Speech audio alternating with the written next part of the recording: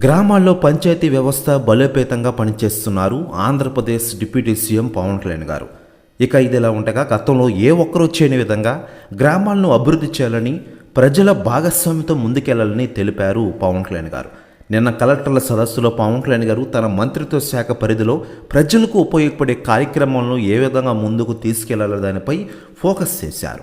ప్రజలందరికీ సురక్షిత తాగునీరు అందించడం, గ్రామాలను పరిశుభ్రంగా తీర్చిదిద్దడం, ప్రతి ఒక్కరికి ఉపాధి హామీలు, అవకాశాలు లభించేలా చర్యలు తీసుకోవడంపై పవన్ కళ్యాణ్ అధికారులకు కీలక ఆదేశాలు జారీ చేశారు. తమ వైపు నుంచి ఏవైనా తప్పులుంటే వెంటనే సరిదిద్దే ప్రయత్నం చేయాలని చెప్పారు.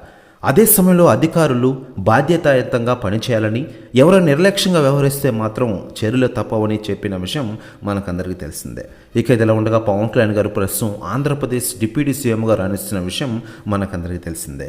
ఇక ఇదిలా ఉండగా పవన్ కళ్యాణ్ గారితో చాలామంది రాజకీయ నాయకులు భేటీ అవుతున్న విషయం తెలిసిందే. అయితే లేటెస్ట్గా అందుతున్న సమాచారం ప్రకారం చాలామంది వైసీపీ నాయకులు పవన్ కళ్యాణ్ గారితో భేటీ కానున్నారట. దీంతో ఫుల్ షాక్లో ఉన్నారట వైఎస్ జగన్ గారు. ప్రెస్ న్యూస్ కూడా తెగ వైరల్ అవుతోంది ఆంధ్రప్రదేశ్ రాష్ట్ర రాజకీయాల్లో. ఇదిలా ఉండగా గ్రామీణ ప్రాంతాల్లో ఉపాధి హామీ పథకాన్ని బలోపేతం చేయాలని పవన్ కళ్యాణ్ గారు లక్ష్యంగా పెట్టుకున్నారు.